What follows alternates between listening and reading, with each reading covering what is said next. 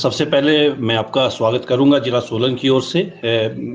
यहाँ जिला परियोजना अधिकारी होने के नाते और आप सभी का आपका धन्यवाद भी करना चाहूँगा कि आपने इस चर्चा के लिए सोलन जिला को चुना और काफ़ी बातें होंगी क्योंकि पहले भी आपके माध्यम से काफ़ी कुछ हम लोगों को जानकारी मिलती रही है और हम शेयर करते रहे हैं। जहाँ तक कोविड समय की बात है, इसमें बहुत सारी चुनौतियां शिक्षा विभाग को भी रही, पूरे देश भर में रही, तो हिमाचल भी इससे अछूता नहीं रहा। लेकिन उसके बावजूद हमारा जो विभाग है और सरकार के द्वारा जो प्रयास किए हैं, हम उसमें बहुत हद तक उसको जमीनी स्तर तक पहुंचाने में सफल हुए हैं। इसमें हमारा जो एक महत्वाकांक्षी कार्यक्रम था हर घर पाठशाला के माध्यम से समय 10 से 12 वाला और हर घर बने पाठशाला, ये एक सरकार का एक नारा भी था और हम उसमें सभी अध्यापकों के माध्यम से हम हर अभिभावक से के माध्यम से उनके बच्चों से जुड़ पाए। चुनौती ये थी कि हमारे जो सरकारी विद्यालय है वहाँ पर अधिकतर बच्चे ग्रामीण क्षेत्र से हैं और ऐसे वर्ग से हैं कि जो बहुत ज्यादा सक्षम नहीं है कि वो स्मार्टफोन रख सके, लेकिन उसके बावजूद भी वो लोग उसमें जुड़े और हम उन तक शिक्षा पहुंचाने में कामयाब रहे। आजकल जैसा कि आपने कहा, क्योंकि विंटर सीजन है और आप जानते हैं जो सोलन जिला है वो 2 भागों में बंटा रहता है हमारा एकेडमिक कैलेंडर के हिसाब से भी। एक विंटर जोन में कुछ स्कूल्स आते हैं और कुछ स्कूल हमारे समर जोन में आते हैं। समर जोन के स्कूल्स जनवरी में भी चलते रहते थे, लेकिन अभी सरकार ने जो नए दिशा निर्देश दिए हैं उसके अनुसार 12 फरवरी तक सभी स्कूल विंटर और समर क्लोजिंग सभी बंद रहेंगे। अदरवाइज विंटर स्कूल का जो सेशन था वो दिसंबर में पूरा हो जाता था और उनका नया सेशन फरवरी से शुरू हो जाता था और समर जोन का सेशन मार्च में एंड होता था और उनका 1 अप्रैल से शुरू होता था। तो अभी सभी ऑनलाइन चल रहा है, विंटर और समर सब इकट्ठे हो गए हैं। सभी के जो एनुअल एग्जाम्स हैं वो मार्च में होंगे।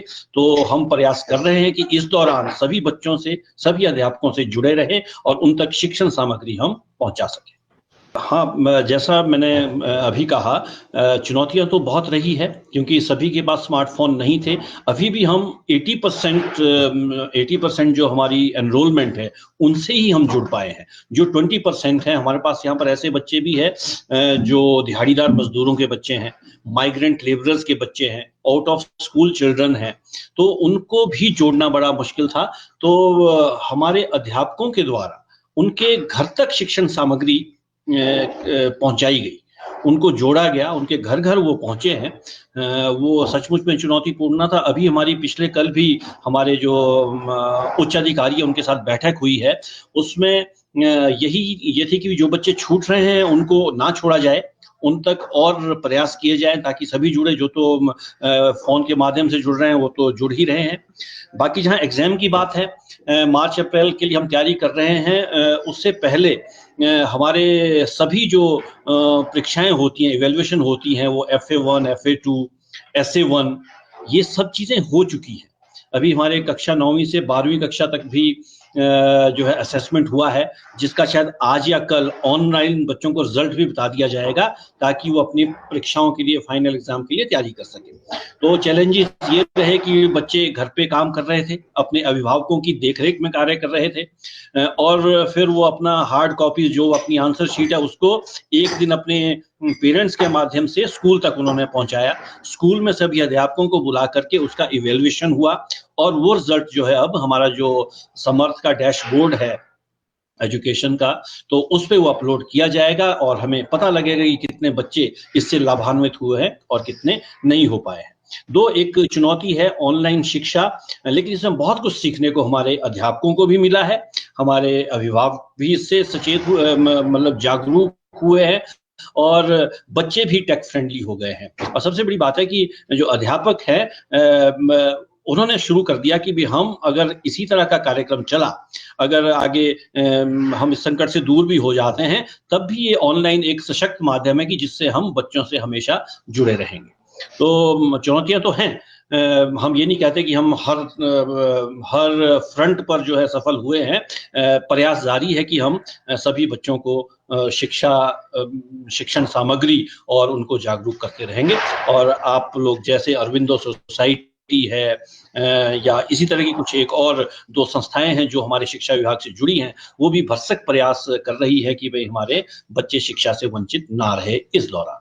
सही टाइम पे अब जो हमारा असली मुद्दा है बातचीत का, उस पे हम आए हैं।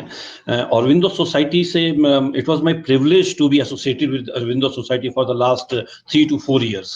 और मुझे याद है अभी 2019 के शुरू में ही फरवरी 2019 या आई थिंक जनवरी 18 जनवरी 2019 एक हमारा एग्जीबिशन हुआ था यहाँ सोलन जिला में ही, government model senior secondary school Dharampur में, जहाँ हमारे अध्यापक आए थे और वो कार्यक्रम अरविंदो सोसाइटी के द्वारा ये शून्य निवेश नवाचार पे ही आधारित था। और सभी अध्यापक, क्योंकि अध्यापक हमारे थे, और मुझे वहाँ पर एक विशेष अतिथि के रूप में बुलाया गया था उस प्रदर्शनी के देखने के लिए और अध्यापकों से रूबरू होने के लिए। तो मुझे लगा कि भाई ये तो अध्यापक हमारे ही हैं, शिक्षा विभाग के ही हैं, लेकिन इनमें इतना परिवर्तन कैसे है, इतना उत्साह कैसे है, इतना एंथुजियाज्म किस तरह से है। तो जब मुझे जानकारी मिली और मैं हर अध्यापक से वहाँ पर उनके हर स्टॉल्स पे बात की, तो सचमुच में it was very satisfying to know that कि हमारे अध्यापक भी कार्य कर सकते हैं जो सरकारी क्षेत्र में कार्य करते हैं। प्राइवेट स्कूल का तो एक अपना वर्क कल्चर होता है, लेकिन सरकारी क्षेत्र में अगर वर्क कल्चर डेवलप हो तो हम अपने गुणात्मक शिक्षा की ओर तो बढ़ ही सकते हैं, लेकिन हम 100% एजुकेशन का भी अचीव करने में सफल हो सकते हैं। तो उस प्रदर्शनी के माध्यम से मुझे लगा कि ये हमारे अध्यापक कितनी मेहनत करते हैं, अगर इनको एक सही मार्गदर्शन मिले। तो जिस तरह के उन्होंने वहाँ एग्जिबिट्स दिखाए, जिस तरह की उनकी एक्सप्लेनेशन थी, जिस तरह का उन्होंने उनमें कॉन्फिडेंस था, और जो उन्होंने जीरो इन्वेस्टमेंट से मॉडल्स या जो भी बनाए थे अपने बच्चों को एक्सप्लेन कर लिए, दे वर वर्थ अप्रिशिएटिंग। और मैंने उस टाइम भी शायद अपने इंटरव्यू में कहा था, और जो काफी यहाँ चला था लोकल मीडिया में हमारे, कि भाई ऐसे इनिशिएटिव्स लिए जाने चाहिए, सरकार के माध्यम से भी लिए जाने चाहिए।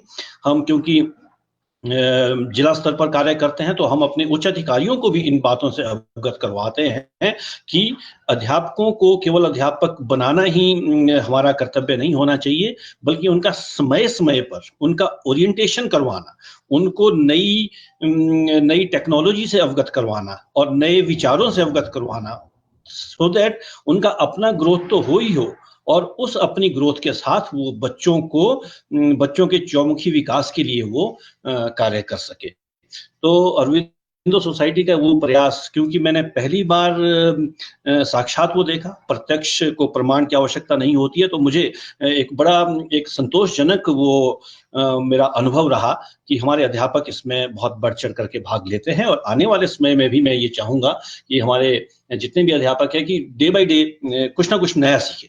अब आज ऑनलाइन इसके माध्यम से अध्यापकों ने नई नई चीजें शुरू कर दी है। वो गूगल क्लासरूम के माध्यम से बच्चों को पढ़ा रहे हैं, गूगल मीट के माध्यम से बच्चों को पढ़ा रहे हैं, और यूट्यूब के माध्यम से बच्चों को पढ़ा रहे हैं। वो हमारी अध्यापक है, मैं तो बहुत सारे उदाहरण दे सकता हूँ।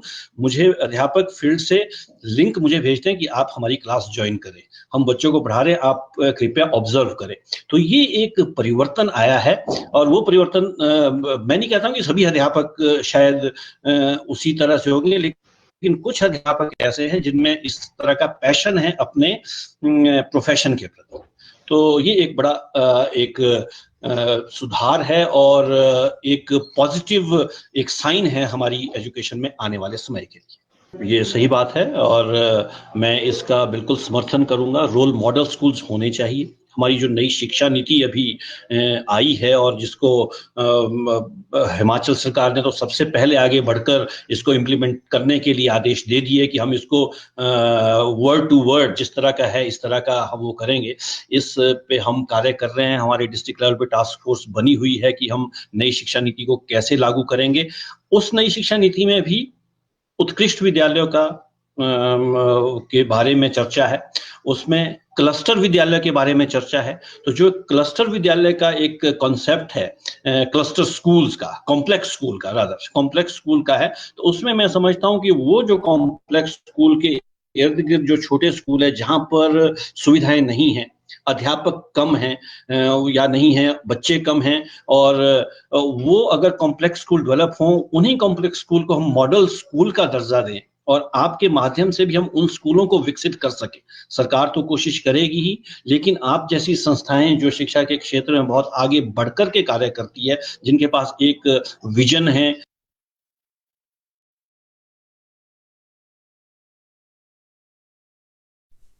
नमस्कार, मेरा नाम भुवन चंद्र जोशी है। मैं लगभग 28 वर्षों से अध्यापक का कार्य कर रहा हूँ। मेरा जिला सिरमौर से संबंध है। मैं जिला सिरमौर में रहता हूँ। इसकी जिला मुख्यालय नाहन है। मैं नाहन का रहने वाला हूँ। मेरे जिले में महिला शिक्षा दर राष्ट्रीय शिक्षा महिला दर से कम होने के कारण जिला शिक्षा कार्यक्रम यहाँ चलाया गया। इसमें हमारे जिले का बहुत लाभ हुआ। नए नए विद्यालयों की स्थापना हुई। स्कूल में इंफ्रास्ट्रक्चर का कार्य बहुत अच्छा हुआ। आज बहुत अच्छा हमारे ज़िले में हमारा इंफ्रास्ट्रक्चर है। हमारे अध्यापक बहुत गुणी हैं, योग्य हैं। मेरा जिला एक पहाड़ी जिला है जिसका बहुत कम भाग मैदानी है, शेष भाग पहाड़ी है। यातायात के साधन अब लगभग सभी जगह तक है, परंतु अभी भी 20% विद्यालय ऐसे हैं जहाँ तक किसी प्रकार रोड से कोई संपर्क नहीं है। यहाँ के लोग भोले वाले हैं। मैं राजकीय प्राथमिक पाठशाला कन्या नाहन में जेबीटी अध्यापक के रूप में कार्यरत हूँ। मेरे स्कूल में 68 बच्चे हैं। मैं अपने जिले पर और अपने विद्यालय के बारे में कहूँ, ये जिला मुख्यालय में है और यहाँ पर जो मेरी मुख्य समस्या भी है कि मैं अभी जुलाई 2020 में इस विद्यालय में नया मैंने कार्यभार ग्रहण किया है। इससे पूर्व में एक ग्रामीण परिप्रेक्ष्य में जो यहाँ से 30 किलोमीटर दूर राजकीय प्राथमिक पाठशाला चाकली था, मैं वहाँ कार्यरत था। एक बात और उल्लेखनीय है, पहाड़ी क्षेत्र होने के कारण यहाँ 30 किलोमीटर का रास्ता भी 1 घंटे से अधिक का होता है। पहाड़ी रास्ता है जिसमें कई मोड़ आते हैं। मेरी इस स्कूल में आने पर यही मुख्य समस्या रही कि हमारे स्कूल में नाहन के अति निर्धन बच्चे और जिला मुख्यालय होने के कारण इस जिले के दूर दराज के क्षेत्रों से, ग्रामीण क्षेत्रों से लोग रोजगार की तलाश में नाहन आते हैं। यहाँ पर छोटा मोटा कार्य करते हैं। उनकी महिलाएं घरों में साफ सफाई का कार्य करती है और वो अपने बच्चों को शिक्षित करने के लिए और अपना पेट पालने के लिए, क्योंकि ग्रामीण क्षेत्र में भूमि की उपजाऊ शक्ति तो अधिक है, परंतु जंगली जानवरों का प्रकोप इतना अधिक हो गया, पानी की असुविधा, कृषि के नए संसाधनों का ना लागू हो पाने से और खेतों का बहुत छोटा आकार होने से दुर्गम जीवन के कारण वो नाहन शहर में कार्य करते हैं। इस कारण दुर्भाग्यवश जो कोविड-19 की महामारी, वैश्विक महामारी के कारण मेरे विद्यालय में अभी तक मुझे बच्चों से मिलने का अवसर नहीं मिला। ऑनलाइन माध्यम से हम बच्चों को शिक्षा देने का कार्य कर रहे हैं। मेरी ये समस्या रही कि मैं किस प्रकार उन अभिभावकों से, माता पिता से अब बच्चों के साथ जुड़ूं, उनकी समस्याओं को समझूं, क्योंकि वो यहाँ की कच्ची बस्तियों में एक एक कमरे के घर में 4-4, 5-5 लोग सब परिवार रह रहे हैं। ये मेरी समस्या थी कि उन बच्चों का मैं किस प्रकार अच्छे से अच्छा शिक्षण कार्य कर सकूं। इसके लिए मैंने कोशिश की। जब मैंने श्री अरविंदो सोसाइटी द्वारा संचालित शून्य नवाचार कार्यक्रम के बारे में सुना और मुझे सुअवसर मिला कि मैं यहाँ से प्रशिक्षण प्राप्त कर अपनी समस्याओं का कुछ निराकरण कर सकूं, तो मुझे पता लगा कि शून्य नवाचार माध्यम से भी बड़े अच्छे ढंग से अपनी समस्याओं का समाधान किया जा सकता है। मैंने इस प्रशिक्षण से ये सीखा कि किस प्रकार बच्चों के द्वारा जो पूर्व ज्ञान है उसी में कंसेप्ट मैपिंग के द्वारा उस पूर्व ज्ञान को ही आधार मानकर उन्हीं के द्वारा, उन्हीं के परिवेश में उन्हीं को जो ज्ञात है एक अच्छे ढंग से पाठ्यक्रम के साथ समायोजित कर उस बच्चों के साथ रखूं। मैं इस शून्य नवाचार के माध्यम से हमारे प्रभारी श्री विजय तिवारी जी का बहुत धन्यवाद करता हूँ, जिन्होंने मुझे ऑनलाइन माध्यम से शून्य नवाचार से संबंधित को पाठ्यक्रम से जोड़ा और हमारी कई समस्याओं का, शंकाओं का निराकरण किया। श्री तिवारी जी संगम क्षेत्र के रहने वाले हैं, जिन्होंने अपनी मृदुता, अपनी सौम्यता और अपनी विद्वता के त्रिमयी संगम से हमें ज्ञान अर्जित किया, हमारे सभी संशयों का निराकरण किया। उनकी वाणी इलाहाबाद के अमरूदों की तरह मिठास और हमारे संशय रूपी जो हमारी समस्याएं थी उसका भीषण गर्मी में जिस प्रकार इलाहाबाद के जो सत्तू हैं उसका जब हम पाचन करते हैं, सेवन करते हैं, जो आत्मीयता, तृप्तता और मधुरता का अनुभव होता है वो आपके माध्यम से हुआ। मैं जब भी हमें ऑनलाइन माध्यम से, तो अभी हम रेडीमेड कंटेंट प्रोग्राम जो हमें हमारे प्रदेश से उपलब्ध हो रहा वही बच्चों को भेज पा रहे हैं।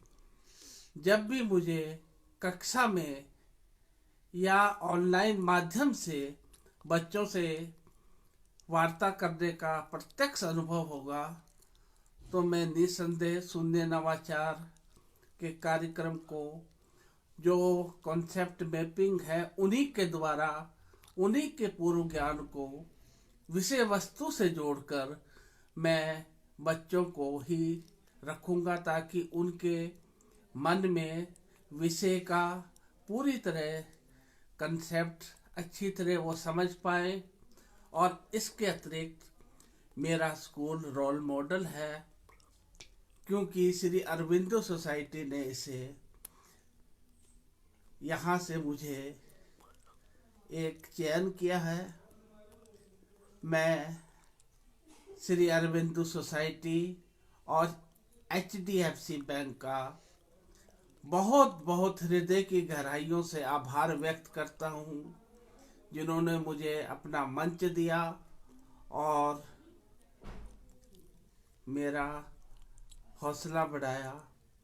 मैं आप सभी महोदय का हार्दिक अभिनंदन करता हूँ। धन्यवाद। जय हिंद, जय हिमाचल।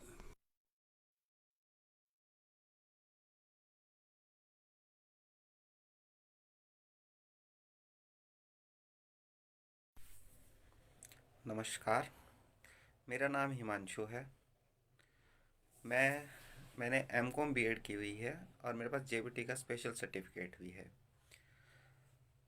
मुझे शिक्षा विभाग में काम करते हुए लगभग 20 वर्ष हो गए हैं, या ये कह सकते हैं कि मेरे पास शिक्षा विभाग में 20 वर्षों का अनुभव है, जिसमें मैं प्राथमिक कक्षा के बच्चों को ही पढ़ा रहा हूँ। मेरे ज़िले का नाम सिरमौर, हिमाचल प्रदेश के सिरमौर ज़िले से मैं संबंध रखता हूँ और यहीं पर मैं शिक्षा दे रहा हूँ। मेरे स्कूल का नाम राजकीय प्राथमिक पाठशाला कैलाश है और शिक्षा खंड नाहन है।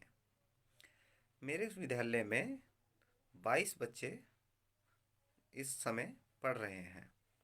सभी अनुसूचित जाति से संबंध रखते हैं। जैसे कि आप पता ही है कि छोटे बच्चों के साथ शिक्षा उनको देना थोड़ा मुश्किल हो जाता है। बड़े बच्चों को आप जल्दी समझा पाते हैं, छोटे बच्चों को समझाना थोड़ा मुश्किल होता है।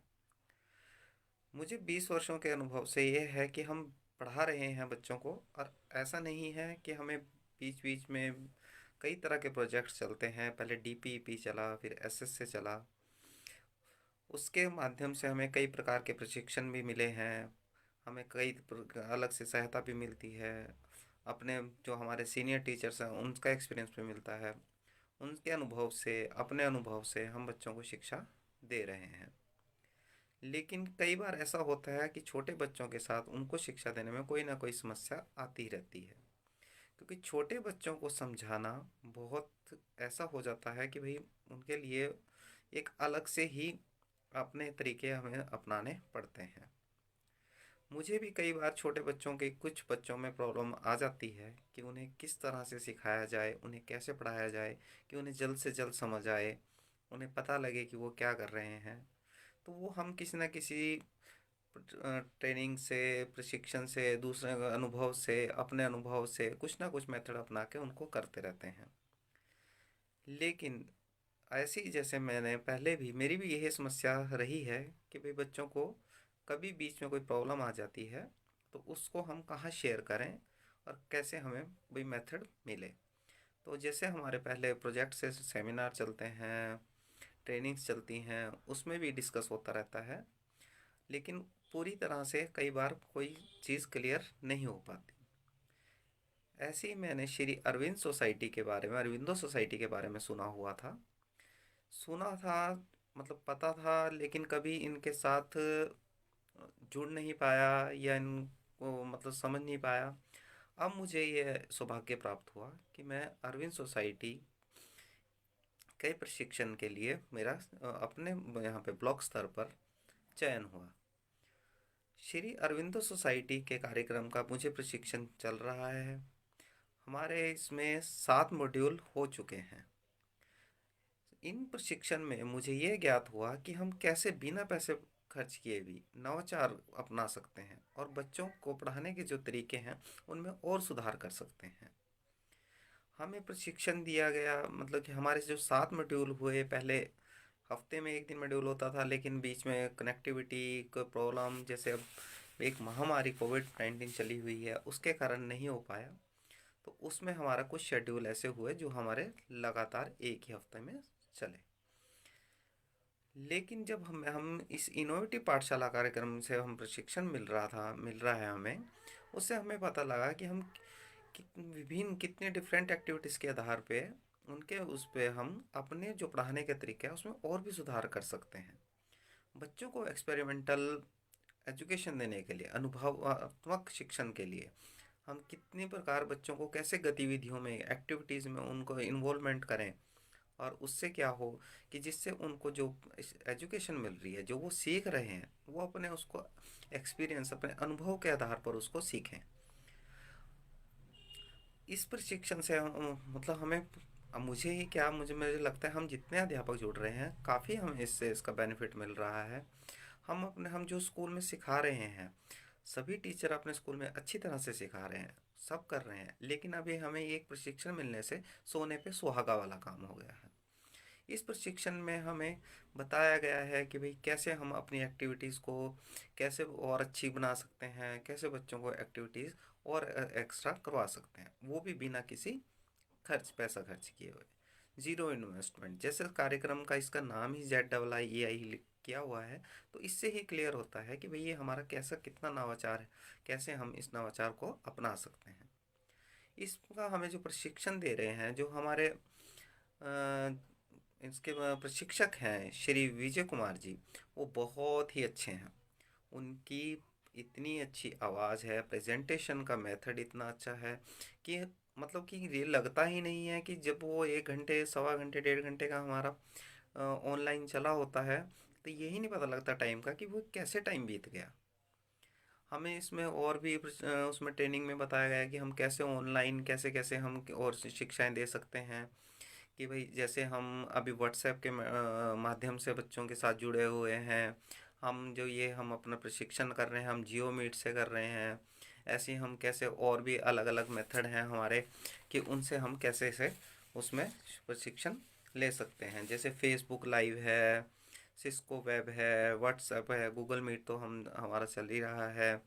तो ऐसे से हमारे पास हमें कई मेथड्स भी बताए हैं। मतलब मुझे ऐसा लगता है कि भाई एक तो श्री विजय सर जी का मैं बहुत बहुत धन्यवाद करता हूँ कि वो इतना अच्छा मतलब प्रेजेंटेशन दे रहे हैं और इतनी अच्छी तरीके से हमें बता रहे हैं कि हम कैसे बच्चों को इन्वॉल्वमेंट करी जाए, हम कैसे कैसे हम अपनी पेडागोजी अपनाएं, कौन सी हम टेस्टोनॉमी को कैसे हम उसका यूज़ करें, कैसे हम बच्चों को कोई भी चैप्टर को हम उसको पढ़ाने के लिए उसके साथ, मतलब हम ये डिस्कस ही ना करेंगे, हम उसको कोई पढ़ा भी रहे हैं, हम उसी के मतलब एक्सपीरियंस से, उसी की शेयरिंग से हम उसको कोई नई चीज़ सिखा पाए। मैं बहुत बहुत आभार व्यक्त करता हूँ श्री अरविंदो सोसाइटी का और HDFC बैंक का, जिन्होंने हमें ये मंच प्रदान किया।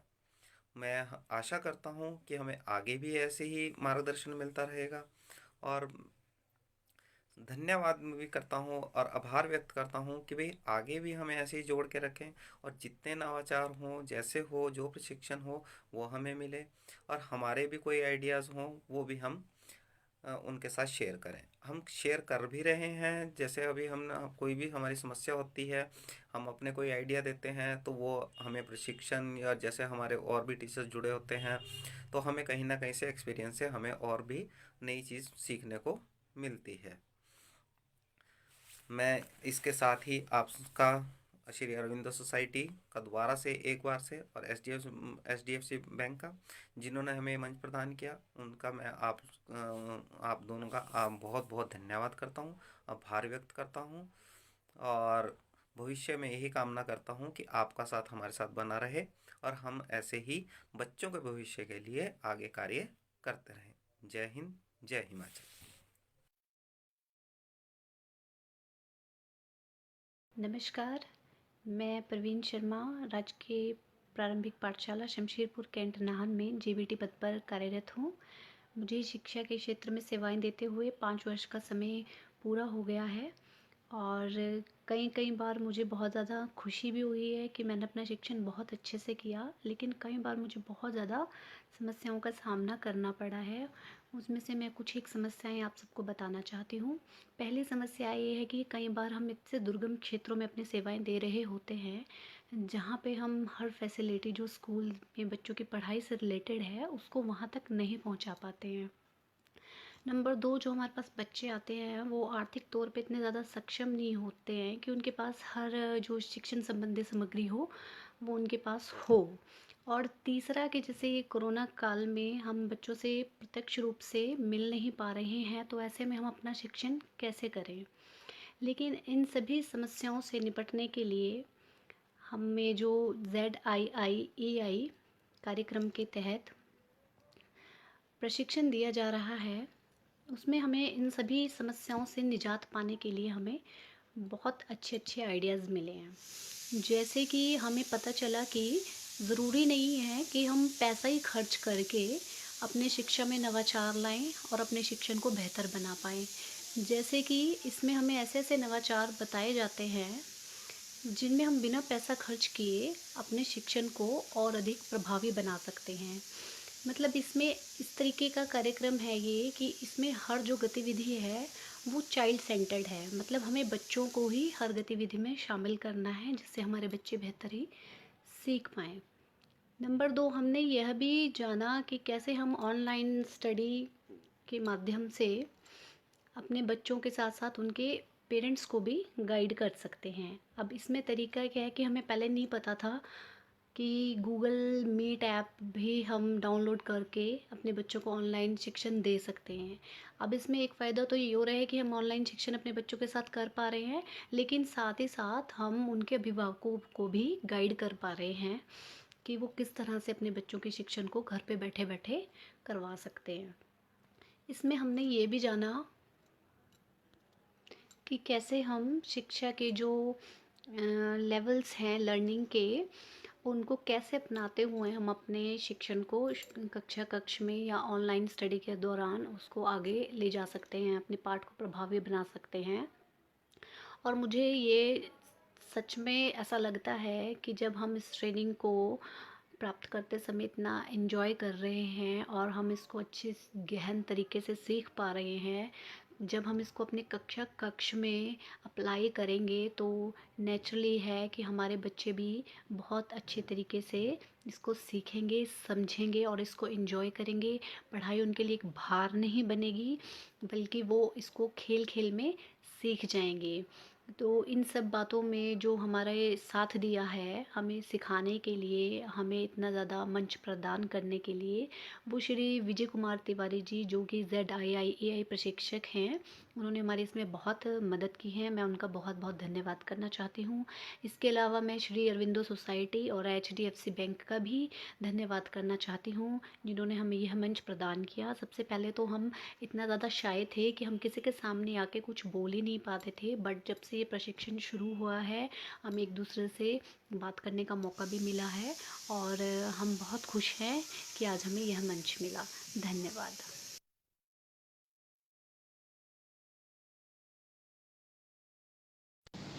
नमस्कार, मेरा नाम सुरेंद्र कौर है। मैंने ग्रेजुएशन की है। शिक्षा के क्षेत्र में मेरा लगभग पिछले 29 वर्षों का अनुभव रहा है। मैं हिमाचल प्रदेश के सिरमौर ज़िले से हूँ। मेरे ज़िले की कई विशेषताएं हैं। यहाँ पर प्राकृतिक झील है। रेणुका जी में माँ रेणुका जी का ऐतिहासिक मंदिर है। इस झील का नाम भी माँ रेणुका जी के नाम पर है। इस झील का धार्मिक दृष्टि से बड़ा महत्व है।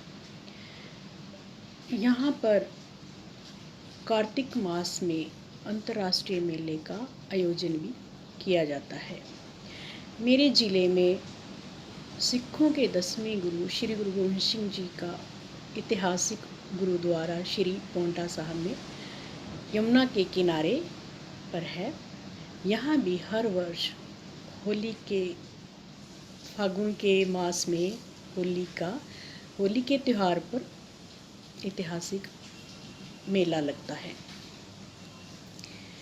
मैं राजकीय प्राथमिक पाठशाला कैंट नाहन में जेबीटी के पद पर कार्यरत हूँ। मेरी पाठशाला में लगभग 66 छात्र छात्राएं शिक्षा ग्रहण करते हैं। मेरी पाठशाला में प्री प्राइमरी कक्षा भी है। यहाँ पर मैं प्री प्राइमरी व प्रथम कक्षा को पढ़ाती हूँ। मेरी पाठशाला में कुछ बच्चे शहर से और कुछ ग्रामीण परिवेश से आते हैं।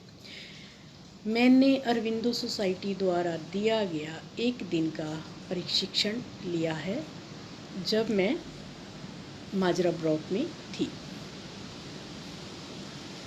ZIIEI द्वारा जो प्रशिक्षण दिया जाता है वह बहुत ही सुसज्ज ढंग से दिया जाता है। उसमें बच्चों को समझाना पढ़ाना बहुत ही आसान हो जाता है। अरविंदो सोसाइटी ZIEI के माध्यम से प्रशिक्षण जो आजकल ऑनलाइन दिया जा रहा है उसमें श्री विजय कुमार तिवारी जी इतने अच्छे ढंग से बताते हैं कि हम उसको आगे जब फॉलो करते हैं बच्चों के साथ तो बच्चे भी बहुत खुश होते हैं। इसमें बच्चों को अंकों की पहचान कराना, स्थानीय मान बताना, ये सब बहुत ही सरल हो जाता है। इसमें श्री विजय कुमार तिवारी जी द्वारा जो हमें समझाया जाता है, बताया जाता है, वो इतने अच्छे ढंग से बताते हैं कि जब हम उस तरीके से, उस ढंग से आगे बच्चों को कार्य देते हैं, भेजते हैं या बताते हैं तो बच्चे बहुत ही खुश होते हैं और बोलते हैं कि मैम जी पहेलियाँ भेजो या कुछ और भेजो। जब हम भेजते हैं तो बच्चे बड़े आसान तरीके से उसको हल करके भेजते हैं। ZIIEI द्वारा जो प्रशिक्षण है उसमें बहुत ही अच्छे तरीके से बताया जा रहा है। बच्चे बहुत ही अच्छे ढंग से काम कर रहे हैं क्योंकि हम उस तरीके से आगे उस कार्य को भेजते हैं। अंकों की पहचान तो बच्चे बहुत ही आसान तरीके से कर रहे हैं। और ज़्यादा ना कहती हुई मैं धन्यवाद करती हूँ ZIIEI में जो श्री विजय कुमार तिवारी जी हैं उनका, कि वो इसी तरह हमें आगे भी बताते रहें ताकि हम आगे भी बच्चों को ऐसे ही बताते रहें, जिससे कि बच्चे भी बड़े खुश होके सारे कार्य करें। धन्यवाद।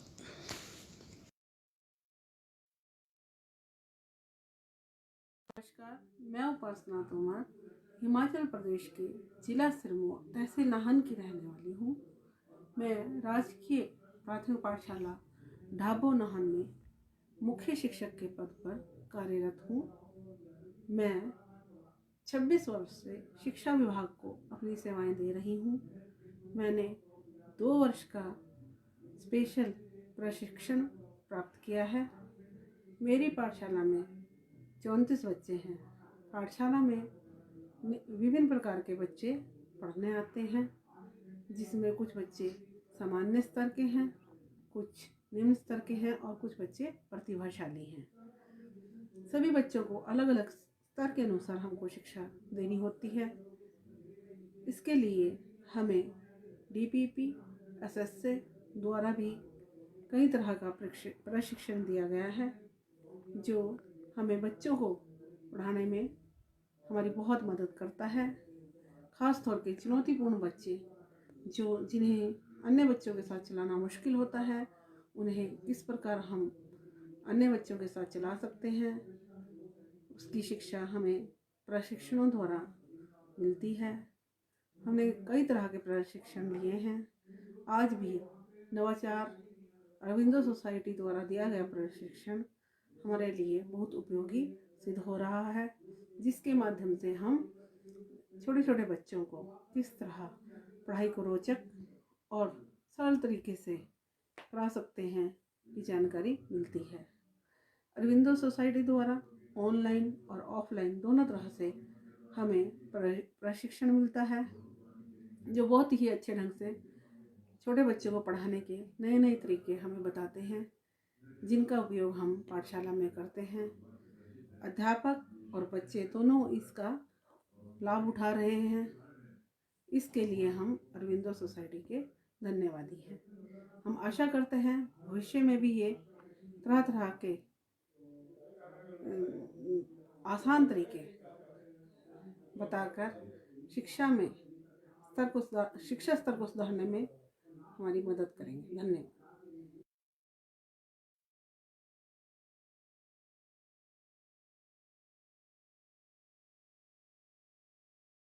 So there was we have been directed all school head.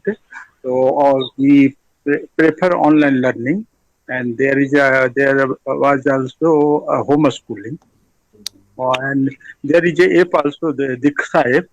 So teacher are using that app also. So we are trying our best during this Corona period. We have tried our level best for the good quality education to all the students. But actually, North Sikkim is some here we are facing in some part of there is a net problem. So that in that cases we have guided them for homeschooling, because in a school in North district, school enrollment is very less. So we have tried, and I think whatever the circumstances, we have worked very honestly for the improvement of the quality education. Yes, sir. And sir, With the help of- Yes, ma'am. Yes, please. yes, sir. Please continue. Please continue, sir. So teachers are also doing their level best in those bad days. They have worked very honestly.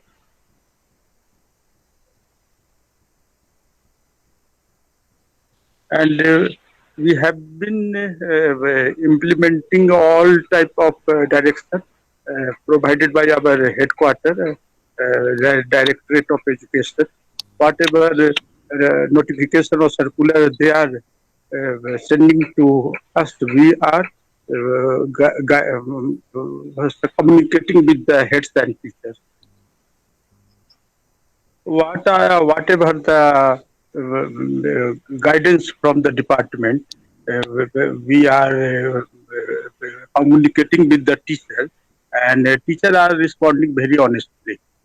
So they are following all our direction. So in your program also, I think our in North District 39 teachers have been felicitated by you. So in North Sikkim, teachers are very good. They are using all innovative ideas to improve the quality of education of the child. So we are always motivating them, and we are also monitoring learner progress. We are guiding them to maintain the lesson plan, teacher diary, and there is also they are working for all round development of the child of the school, not only in the academic field, but all type of the co-curricular activities, extra curricular activities they are organizing, and they are also working for the improvement of the reading habit. So there is the reading corner, and regarding the physical education part, they are very seriously taking it. So we have the various program by the central and state Fit India. So we are implementing all type of programs that there is the uh, implementation of the midday meal scheme, and we always motivating them for the what use of the teacher language, motivating for the use of the ICT tools and use of the computer. So whatever the things are coming from the headquartered and central, yeah, what type of guidance they are giving. Suppose there is any type of co-curricular activities, a celebration of the some national importance day, so they are. So this time we are working very honestly for the learning outcome for each class. Whatever their minimum level of learning. Yeah. Yeah, yeah. I worked at a secondary school, SM 19 year more. So in 2018, I was at the Resi Government Secondary School. Then there was the program Rupantran program. Then that day I attended along with my staff and other feeder school also. So then at that time I observed all program. Then from the core of the heart, I appreciated the Arvindo Society in the because they are working for the betterment of the what humanity, and they are working for the improvement of the quality education. Really, teachers are teaching. Okay, we have the training program from the right SCRT, but especially from your side, I mean, Sarbindo Society, helping a lot to improve the our teachers, and they are very happy because they are innovative idea. You are motivating them to use the more and more ideas, and even you are publishing books also, and you are publishing their innovative idea in the books. So it is others teachers are also get more and more tips there. So I think you are working for the zero investment teaching learning material, and teaching learning material no doubt play a major role in the teaching learning process. No, actually I started my career as a teacher. So I have tested, and what I have experienced all things. So through your training program, teachers are very positive. The teachers are very positive, and they are quite happy. There is a joy from their heart. Even whatever you are guiding them, so they are implementing it in their teaching learning process. So even I have asked with the children also. So yes sir, after this training, Rupandran training, teacher are teaching us very nicely. They are comparing from their traditional way. So there is the refinement in the teaching learning process by the teacher. So I have interviewed in my workplace when I was working as the headmaster, and here also in North Sikkim, whenever I am visiting to the school, yeah, talking with the teachers, then I always asking with what about your opinion about the Arvindo Sir? They are very good, sir. They are very even if I am talking with the one of the this time in Mangan, North District, one ADM sir was earlier he was the joint director in education. Then I talked, sir, there were two, some days ago, there was the webinar also, na? Then 39 teachers felicitated. I reported them, sir, okay. Then he also appreciated, na? Really, Arvindo Society program was very good is very good for the teacher. Okay. So we are hoping in coming future you will do your best for the betterment of the improvement of the quality education in the state of Sikkim. And your step is a revolutionary a step, very pure step, because God gives those who gives in the God way. So you are serving the. There is a quotation: "Service to the man is the service to the God." And Jan Seva Narayan Seva, service to the man is the service to the God. So you are unselfishly working for the humanity. So God will also give all things to you in the coming days. So I think I am talking more and more.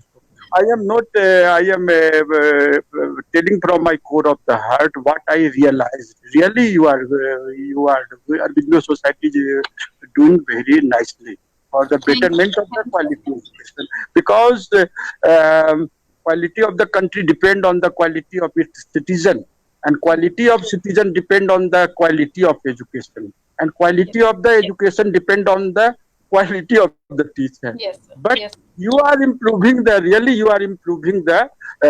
quality of the teacher by your workshop, yeah, whatever the program. Okay, we have in our department through more and more training program, but you are also helping a lot, not a little one. You are helping a lot. It is very good step initiated by you. But in past time, we have training of the school. Yes, means some school visit to the good school, best school. Okay, so we have the problem in the learning outcome area. Okay, so if there is some role model school, then other school will be get more and more cooperation to improve their standard of the institution as well as the quality education. So it is the nice step. Okay. So, do you think that this will be able to create a better learning? We would be able to create a better learning environment through these role model schools to the students also. Yes, of course. Learning environment Yeah, will also improve. yes, it is a very revolutionary step to improve our education system in the state. It is a very there will be a refinement in our system, education system. Okay. So if you are fixing some role model school, and you are giving orientation to the teacher, and if other school will go and learn more and more things from this, then they will also improve their school. Okay, learning will become joyful, and there will be a natural joy on the face of the child, Yes. because they are not accepting the old traditional teaching style. Because okay, so it is a very good for our student and teacher also, or a school also. So that is a very good initiative.